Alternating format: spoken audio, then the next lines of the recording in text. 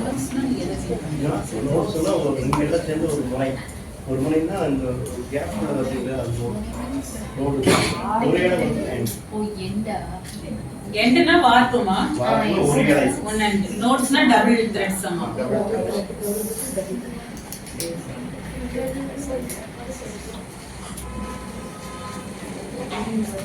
எழுதிட்டீங்களா?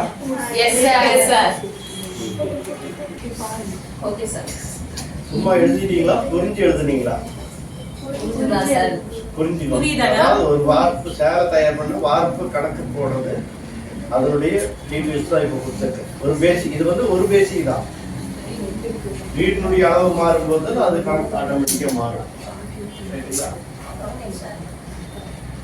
எத்தனை வார்ப் வேணும்ங்கிறது புரியுதமா? ஒரு threads warp threads எத்தனை வேணும்ங்கிறது உள்ள கால்குலேஷன் தான் மேல உள்ளது ஸ்டெப் 1. சரியா?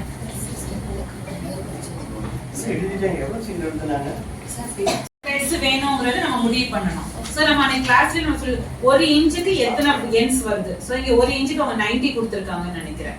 90 தான சார் கொடுத்திருக்காங்க? 96 கொடுத்திருக்காங்க. சோ 1 இன்ச்சுக்கு 96 நமக்கு வேணும். சரியா? சோ எத்தனை விட்த்க்கு? சோ அந்த செல்வெட்ஜ்க்கு வந்து சிங்கிள் செல்வெட்டோட யார்ன்ஸ் வந்து நம்ம எப்பவுமே என்ன சொல்லிருக்கோம் டபுள் த்ரெட்ஸ் போடுவோம் திக்கா இருக்கும். சோ செல்வெட்ஜ்க்கு வந்து 6 எண்ட்ஸ் தான் வருது. 6 வார்ப் வருது. பார்டருக்கு எத்தனை வருது? சோ டோட்டல் கால்குலேட் பண்ணி டோட்டல் நம்பர் ஆஃப் எண்ட்ஸ் 660 சொல்லிருக்காங்க. சோ 660 plus 40 equal to 700 எண்ட்ஸ். சோ 40 வந்து வேஸ்டேஜ் வரும் கண்டிப்பா. ஓகேமா? Yes. So double ends double side பார்டர்னால 1400 எண்ட்ஸ் வேணும். இது வந்து எதுக்கு? இது பார்டர். ஓகே. அடுத்து width of the saree பாருங்க. width of the saree அடுத்த கால்குலேஷன். இப்படி தான் நீங்க புரிஞ்சுக்கணும். width of the saree 48.5. கணக்கு மைனஸ் பண்ணிட்டோம். 6 போட்டீங்கன்னா 42.5.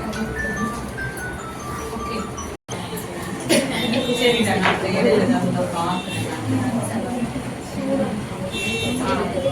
அம்மா வரணும் அம்மா